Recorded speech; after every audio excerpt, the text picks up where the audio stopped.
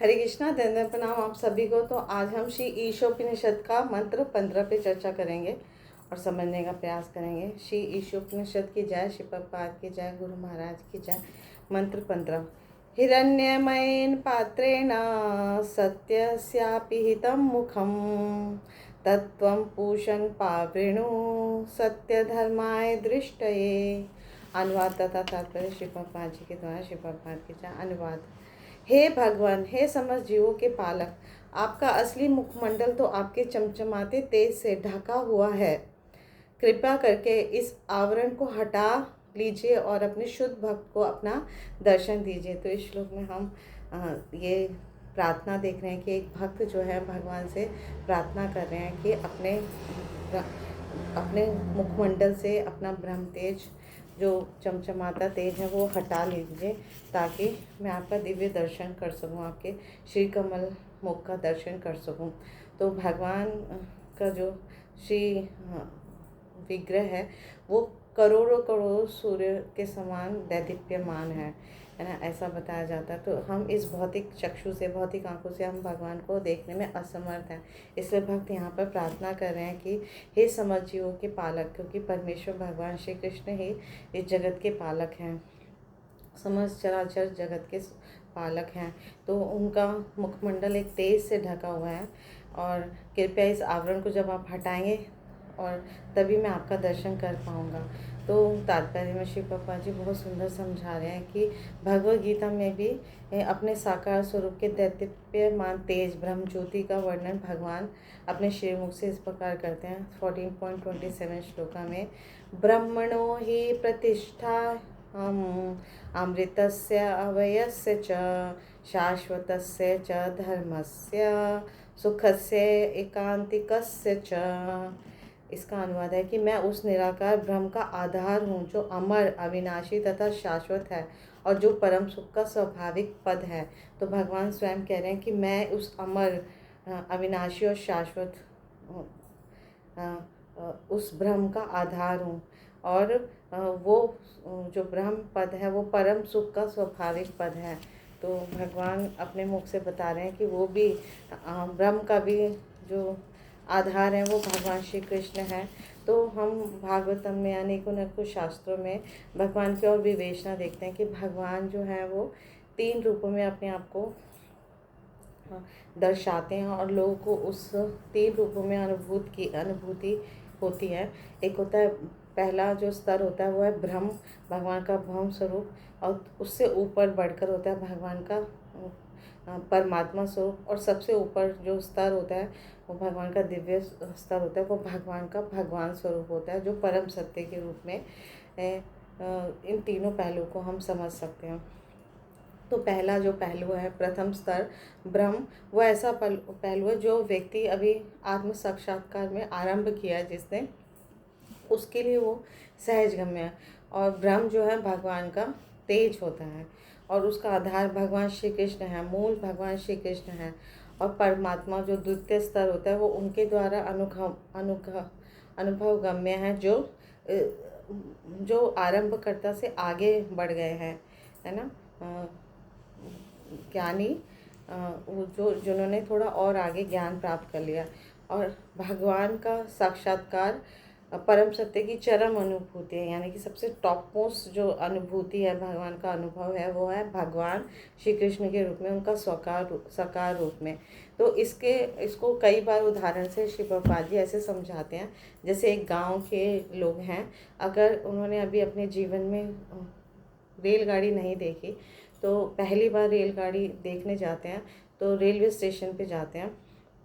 तो railway station पे, क्योंकि गांव के सभी लोगों ने अभी कभी भी अपने जीवन में रेल का दर्शन नहीं किया, तो जब रेल आ रही होती है रेलवे स्टेशन पे तो रेल एक बहुत ज़्यादा लाइट देती है आने से पहले और आवाज़ निकालती है, सीटी बजाती है, विसल करती है। तो कुछ लोग जो होते हैं, जो अभी उनके पास धैर्य कम है, वो सोचते हैं रेल का मतलब है बहुत प्रकाश और आवाज़ निकलती है, तो बहुत प्रकाशित है।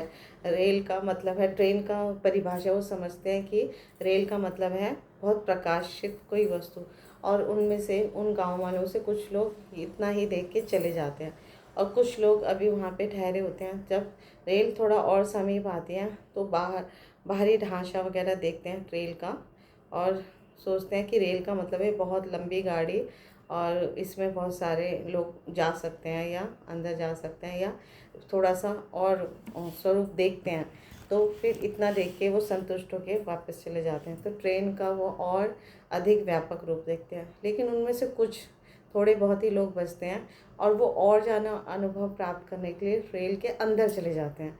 और अंदर जाने के बाद वो रेल के अंदर देखते हैं कि वहाँ बहुत सारे छोटे छोटे कंपार्टमेंट हैं। वहाँ बैठने के लिए चेयर है, कुर्सी है, लेटने के लिए सीट है, पंखा है, चेयर है, टेबल है, सब कुछ सुख सुविधाएं हैं और आराम से हम इसमें से यात्रा कर सकते हैं और रेल एक स्थान से दूसरे स्थान तक लेकर जा सकते हैं। ऐसे उसका और विशद वर्णन वो देखते हैं और कर पाते हैं। तो अब भगवान की भी परम सत्य की अनुभूति जो है इसी उदाहरण से हम समझेंगे, ब्रह्म परमात्मा और भगवान के रूप में। तो ब्रह्म भगवान का निर्विशेष पहलू है। ब्रह्म तेज जिसे कहते हैं वो भी भगवान श्री कृष्ण से ही उद्भूत है। वो उन लोगों के लिए है जो अभी आरंभ करता है और योग ध्यान की पद्धति में जिसने शुरुआत किया और जिसने ज्ञान प्राप्त कर लिया शास्त्रों के माध्यम से, प्रमाणिक गुरु के माध्यम से भगवान के परमात्मा स्वरूप को समझ पाते हैं जो जन जन के हृदय में है और आत्मा के सभी आत्माओं के निर्देशक है परमात्मा स्वरूप। वो अच्छा होता है, उनका ज्ञान बड़ा चौड़ा होता है उन निर्विशेषवादियों से, ब्रह्मतेजवादियों से। और फिर और आगे बढ़कर यानी और हम भक्ति योग का जब सहारा लेते हैं, भक्ति योग का साधन भक्ति करते हैं। एक साधक होता है जब भक्ति उनकी शिक्षा प्रमाणिक गुरु साधु शास्त्र के अनुसार करता है और अपने जीवन में भगवान श्री कृष्ण की भक्ति में संलग्न होता है, तो वो भगवान का साकार रूप, भगवान श्री कृष्ण के रूप की अनुभूति कर पाता है और उनकी सेवा करता है और उनको प्रसन्न करने के लिए वो सारा उसका जीवन अर्पित होता है। तो ये भगवान का परम सत्य का भगवत साक्षात्कार का परम सत्य का परम चरम अनुभूति है भगवत साक्षात्कार, यानी भगवान का साकार रूप, भगवान श्री कृष्ण का रूप। तो इसी की वर्णन शास्त्रों में की गई है और इसकी पुष्टि भगवद गीता 7.7 में भी भगवान श्री कृष्ण स्वयं कहते हैं कि यह परम सत्य की चरम धारणा है। मत परतरम नान्यत, मेरे अलावा कुछ और नहीं है, सब कुछ मैं ही हूँ। भगवान श्री कृष्ण ब्रह्मज्योति एवं सर्वव्यापी परमात्मा दोनों के ही स्रोत हैं। 10.42 में भगवान बहुत सुंदर श्लोक बताते हैं। अथवा बहुनेतेन किं ज्ञातेन तव अर्जुन विष्टभ्याम इदं कृत्स्नम् एकांशेन स्थितो जगत। वो कहते हैं, हे अर्जुन, इतने सारे विशद ज्ञान की क्या आवश्यकता है। मैं अपने एक अंश मात्र से समग्र ब्रह्मांड के में व्याप्त होकर इसको धारण करता हूँ। तो भगवान के अंश के अंश के अंश, उनका छोटा सा ही अंश इस पूरे भौतिक ब्रह्मांड को है ना व्याप्त होकर इसको धारण करता है, इसका भरण पोषण करता है, सृष्टि पालन और विनाश सब कुछ भगवान के अंश के अंश के अंश कर लेते हैं मात। तो सब कुछ इतना कुछ जानने की कोई आवश्यकता नहीं है।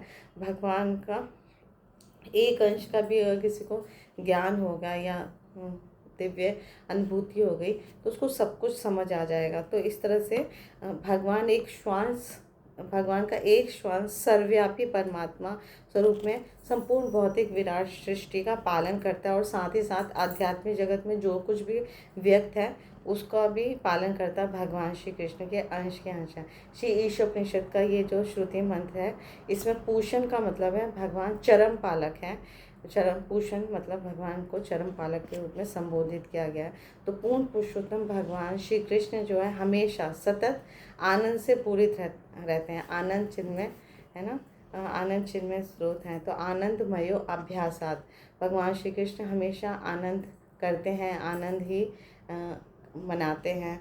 तो आज से 5000 वर्ष पूर्व भी भगवान श्री कृष्ण वृंदावन में प्रकट हुए। उन्होंने बहुत सुंदर सुंदर लीलाएं की थी। हमेशा वो सदैव आनंद में निमग्न रहते थे। उनकी बाल लीलाएं जो है वो प्रारंभ से जैसी थी वो उतने ही शक्तिमान बचपन में भी थे जितने किशोर अवस्था में थे। तो हमें ये नहीं सोचना चाहिए कि भगवान जब बड़े हुए तो ज़्यादा शक्ति आ गई, छोटे थे तो कम शक्ति थी, नहीं। और आनंद उन्होंने बचपन से ही आनंद किया और अपने भक्तों को भी आनंद दिया। जैसे अगासुर, बकासुर, पूतना, प्रलंबासुर, अनेक असुरों का वध उन्होंने किया। तो ये उनके लिए आनंददायक क्रीड़ाएँ थी। हमें डर लगता है, हमें भय लगता है कि अब क्या होगा क्या होगा, लेकिन भगवान ने उन्हें तो आनंद क्रीड़ा करते हुए खेल खेल में ही सबको मार डाला और उन सब असुरों को भी है ना मोक्ष दे दिया। तो वृंदावन में जितने भी ब्रजवासी थे, जितने भी उनके माता भ्राता मित्र थे, सभी के साथ भगवान ने बहुत सुंदर सुंदर आनंद पूर्ण क्रियाएं की, लीलाएं की। और जब वो चप्पल माखन चोर की भूमिका निभा रहे थे तो उनके जो संगी थे, इवन जो माताएं थी या जो भी गोपियां थी, वो भी उनके इस चोरी की दिव्य लीला का आनंद उठा रहे थे। तो माखन चोर के रूप में हमें उनका कभी भी निंदा नहीं करनी चाहिए, क्योंकि वो स्वयं भी उस वक्त आनंद लीला कर रहे थे और ब्रजवासी भी उस लीला में आनंद का अनुभव कर रहे थे। तो माखन चुराकर भी अपने शुद्ध भक्तों को वो आनंद प्रदान कर रहे थे। तो भगवान ने वृंदावन में, ब्रज में जो जो भी लीलाएं की हैं, वो सब अपने संगियों को और स्वयं अपने आप को भी आनंद प्रदान करने के लिए गया था। तो और इसका एक जो मुख्य कारण वो ये है कि शुष्क मनोधर्मी या तथाकथित जो हठियों के लोग होते हैं, है ना, ये उनको आकृष्ट करने के लिए वो लीलाएं की थी, जो परम सत्य की खोज करना चाहते हैं। क्योंकि जब भगवान की हम लीलाओं को है ना श्रवण करते हैं, कीर्तन करते हैं, तो इन आनंद लीलाओं को श्रवण करने से हमें भी वो दिव्य आनंद की अनुभूति होती है। तो इस तरह से हम परम लक्ष्य, जो परम सत्य का जो खोज जो करना चाहते हैं, आसानी से भगवान के साकार रूप में रम जाते हैं, उनके आनंद लीलाओं में रम के उनको प्राप्त कर लेते हैं। तो ये उन सभी के लिए ये आनंददायिनी लीलाएं हैं और उनको आकर्षित करने के लिए भगवान की थी, ये उनका मेन प्रयोजन है। और भक्तों को तो आनंद देना ही चाहते। तो इन कथाओं में अभी भी वो दिव्य रस, हम अगर सुने प्रामाणिक गुरु से, तो वो दिव्य रस हमें अभी भी अनुभूत होगा। तो श्री सुखदेव गोस्वामी ने श्रीमद् भागवतम के 10.12.11 श्लोक में बहुत सुंदर श्लोक बताया है। इति तं सतां ब्रह्म सुखानुभूत्या दास्यं गतानां परदेवतेन मायाश्रितानां नरदार्केन साकं विजयुकृत पुण्यपुंजा। ज्ञानियों द्वारा निराकार आनंद में ब्रह्म के रूप में अनुभव किए जाने वाले पूर्ण पुरुषोत्तम भगवान, जिनकी पूजा भक्तों के द्वारा परमेश्वर रूप में दास्य भाव में की जाती है, और सांसारिक लोग जिन्हें सामान्य मनुष्य मानते हैं, वे उन ग्वाल बालों के साथ खेले जिन्होंने अनेक पुण्यों कर्मों के संचय के फलस्वरूप यह पद प्राप्त किया था। तो जो भगवान के संगी थे, ग्वाल बाल थे, उन्होंने अनेक जन्मों में अनेक है ना अनगिनत पुण्य कर्म किए हैं, ताकि इसी की वजह से, इसी कारण से उनको भगवान का संग मिला और वो आनंद लीलाओं में भाग ले सके। तो भगवान जब इस धराधाम पे थे, प्रकट रूप से लीलाएं कर रहे थे, तो उन्होंने शांत, दास्य, सख्य, वात्सल्य और माधुर्य संबंधों में, प्रेमपूर्ण कार्यों में सदैव रत रहते थे, है ना। पांचों तरह के जो भक्त होते थे उनको दिव्य आनंद के सागर में निमग्न करते थे। शांत रस के भक्तों के साथ भी, दास्य रस के भक्तों के साथ भी, वात्सल्य रस के भक्तों के साथ भी, और माधुर्य संबंधों के साथ भी।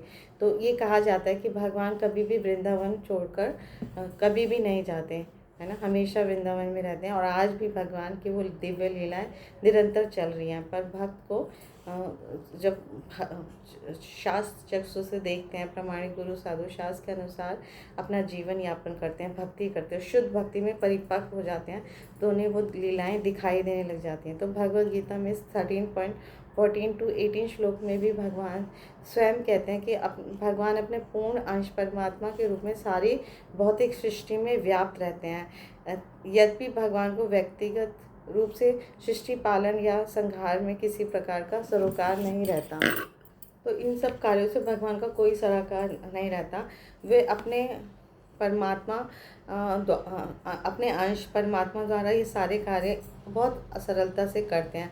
तो प्रत्येक जीव आत्मा कहलाता है और प्रमुख परमात्मा इन सबको वश में रखते हैं, वे परमात्मा कहलाते हैं।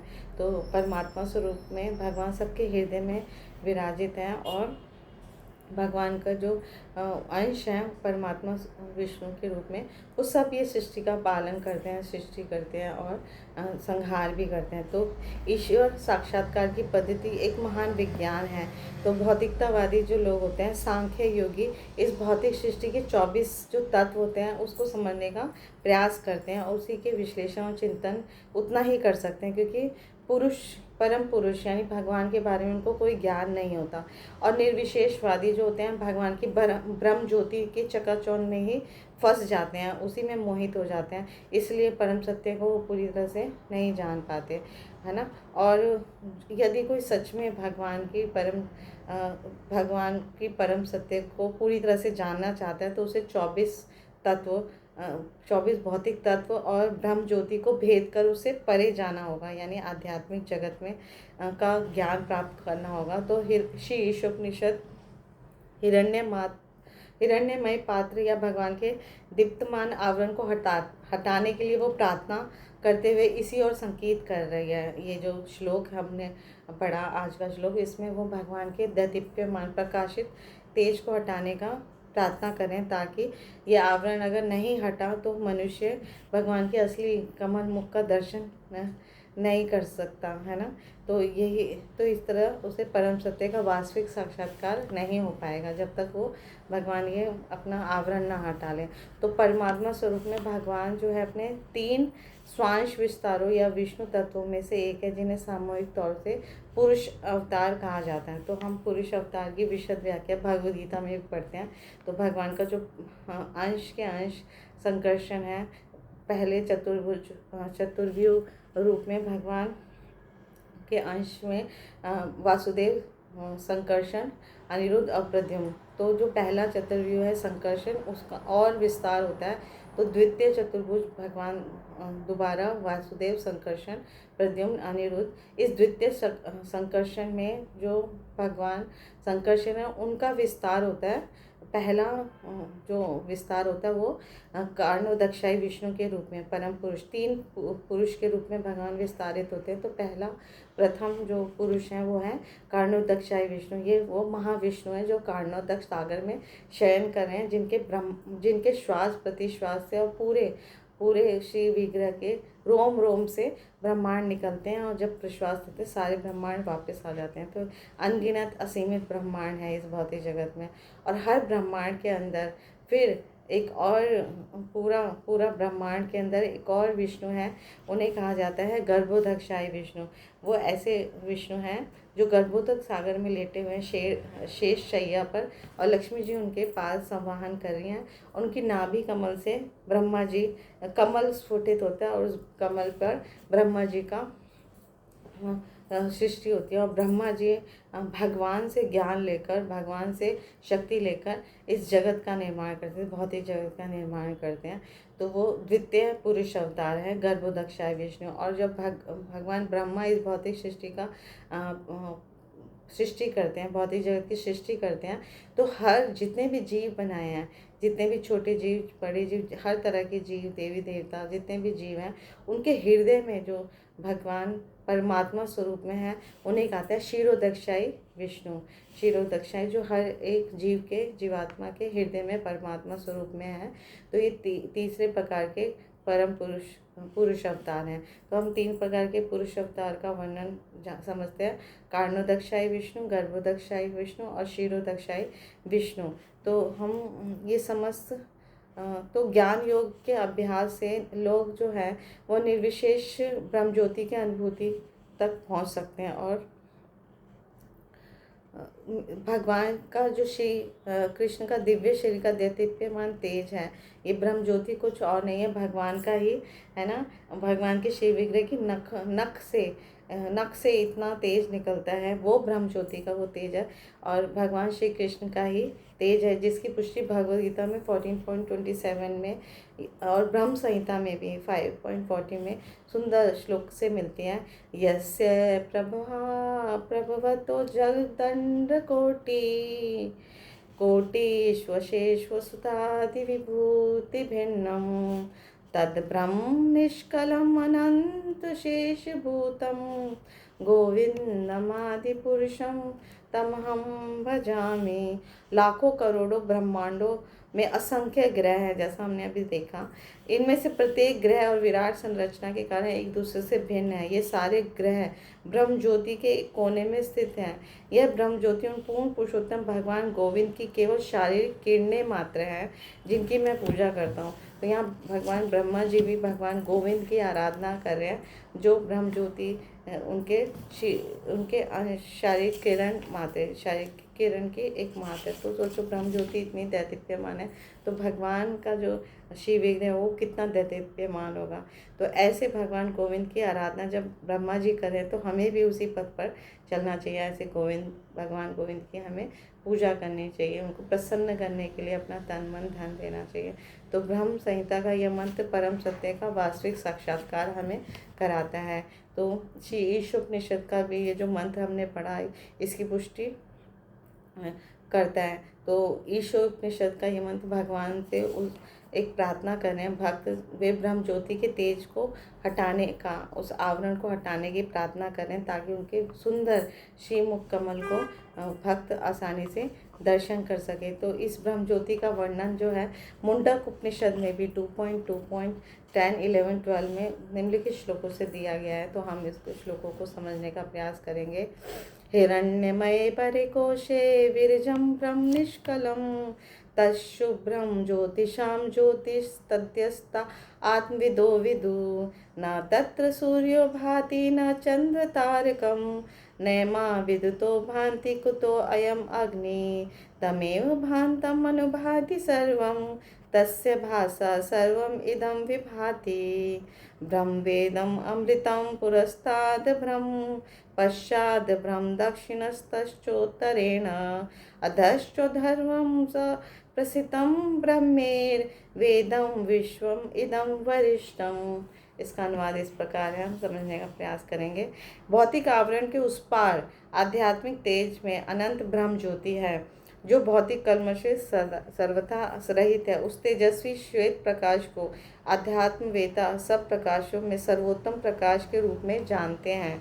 उस प्रक्षेत्र में प्रकाश के लिए सूर्य, चंद्र, अग्नि या विद्युत की आवश्यकता नहीं होती। निस्संदेह भौतिक जगत में जो भी प्रकाश हमें देखने को मिलता है, वह उसी सर्वोपरि प्रकाश का परावर्तन मात्र है। वह ब्रह्म आगे भी है और पीछे भी है, उत्तर, दक्षिण, पूर्व और पश्चिम में भी है, ऊपर और नीचे भी है। दूसरे शब्दों में सर्वोपरि ब्रह्म ज्योति भौतिक जगत एवं आध्यात्मिक जगत में सर्वत्र व्याप्त है ना। और ये भगवान श्री कृष्ण की सिर्फ किरण मात्र, उनके शारीरिक की किरण मात्र है, क्योंकि भगवान का जो आध्यात्मिक जगत है वहाँ पे ना सूर्य की, ना चंद्र, ना अग्नि या विद्युत की कोई आवश्यकता नहीं थी, और भौतिक जगत के उस पार है।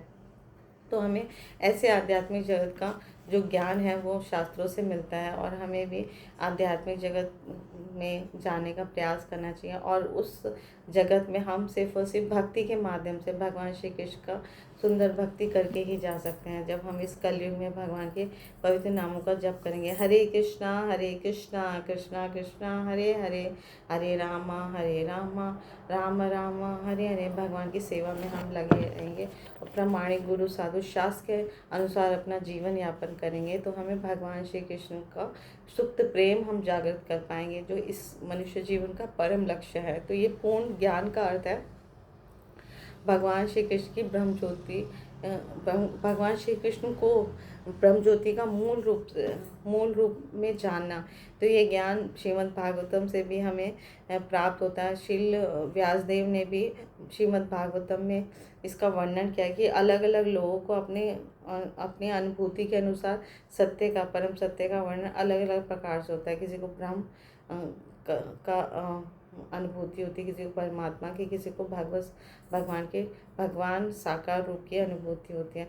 तो यदि जीव जो है भगवान की भगवत साक्षात्कार करना चाहता है, भगवान की भक्ति में लगता है, तो भगवान से प्रार्थना करता है कि वह दैदीप्यमान आवरण को हटा ले, ताकि वो भगवान के सुंदर श्री मुख कमल को अच्छे से देख पाए। तो इस श्लोक के निष्कर्ष में हमने देखा कि जब मनुष्य को परम सत्य की शक्तियों की ज्ञान नहीं होता, तो उसे निराकार ब्रह्म की अनुभूति होती है। और भगवान की भौतिक शक्तियों की अनुभूति तब होती है जब उसे शक्तियों का, भगवान की आध्यात्मिक शक्तियों का ज्ञान नहीं होता। तो ये थोड़ा सा अल्प ज्ञान रहता है, तो उसे परमात्मा का साक्षात्कार होता है। इस प्रकार जो परम सत्य की, ब्रह्म या परमात्मा की अनुभूति है, दोनों ही आंशिक साक्षात्कार है, पूर्ण नहीं है।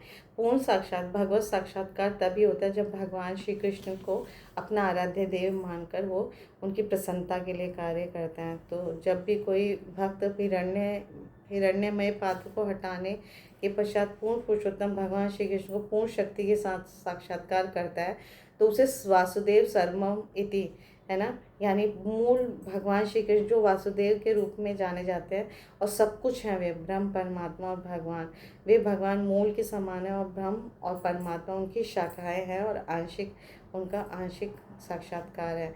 तो निराकार ब्रह्म के उपासक जो ज्ञानी होते हैं वो ब्रह्म तेज को पूजते हैं, और जो परमात्मा स्वरूप के उपासक योगी जन हैं वो भगवान के परमात्मा रूप को पूजते हैं, और भगवान श्री कृष्ण के भक्त वो भगवान के साकार रूप, भगवान का जो सबसे चरम परम सत्य की जब चरम अवस्था है, भगवान को अपना आराध्य देव मानकर ही उनकी भक्ति करते हैं। तो सब योगियों में जो पूरी शक्ति से भगवान की निरंतर सेवा में लगा रहता है वो सबसे सर्वश्रेष्ठ है, सर्वोच्च है। तो एक दार्शनिक विचारक जो ज्ञानी है वो श्रमिक से बेहतर है, और एक योगी एक विचारक से बेहतर है, और सभी योगियों में वह योगी जो भक्ति योग का पालन करता है, वो निरंतर भगवान की दिव्य सेवा में लगा रहता है, वो सबसे सर्वश्रेष्ठ है।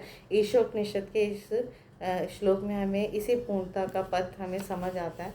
तो हमें भगवान श्री कृष्ण की सेवा करके, है ना, इस कलयुग में भगवान की सेवा, हम भगवान के पवित्र नाम, रूप, गुण, लीला, धाम, परिकर के बारे में निरंतर श्रवण करके, कीर्तन करके, स्मरण करके बहुत सरलता से प्राप्त कर सकते हैं, और भगवान की सेवा करके उनके इस श्रीमुख का दर्शन कर सकते हैं। Thank you so much. Guru Maharaj की जय, श्री प्रभुपाद की जय, आप सब भक्तवृंद की जय, श्री ईशोपनिषद की जय।